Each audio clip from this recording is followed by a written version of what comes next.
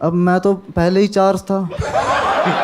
क्योंकि 370 का लॉस हुआ है। हाँ अभी तेरे 12 रुपए वसूल हो गए। ठीक है, किस कर रहे हैं हम, मेरे को मज़ा नहीं आ रहा। मैं कहा यार, तो मैंने क्या करा, पहले तो मैं यही हाथ डाल रहा था, तो मैंने उसका टॉप उठाया, नीचे उसने एक वो क्या कहते हैं उसको यार, पजामी।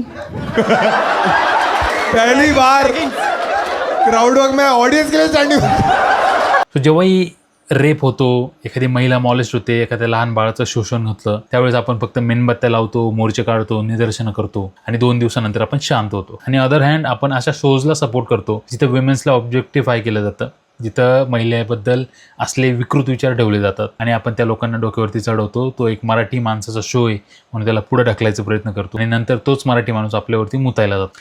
जोपर्यंत आपल्या घरात ह्या गोष्टी होणार नाही तोपर्यंत आपण लोक जागे होणार नाही. सो असल्या मेंटॅलिटीजला खतपाणी घालणं आपल्याला बंद करावं लागणार आहे. हे लोक कोणी असू शकतात, या मुलाकडे बघून वाटतच नाही की हा इतका विकृत असेल. हे असेच थॉट जर तुमच्या घरात तुमच्या भावाचे, तुमच्या नवऱ्याचे, तुमच्या मुलाचे असतील तर तुम्ही काय कराल? किंवा तुम्ही एखाद्या मित्रासोबत बाहेर चहा प्यायला गेलात, त्याने चहाचं बिल भरलं आणि त्याने तुमच्याकडे त्या चहाच्या बिलाच्या बदल्यात एखादा किसच मागितला, काय खोडणार आहे तुम्ही?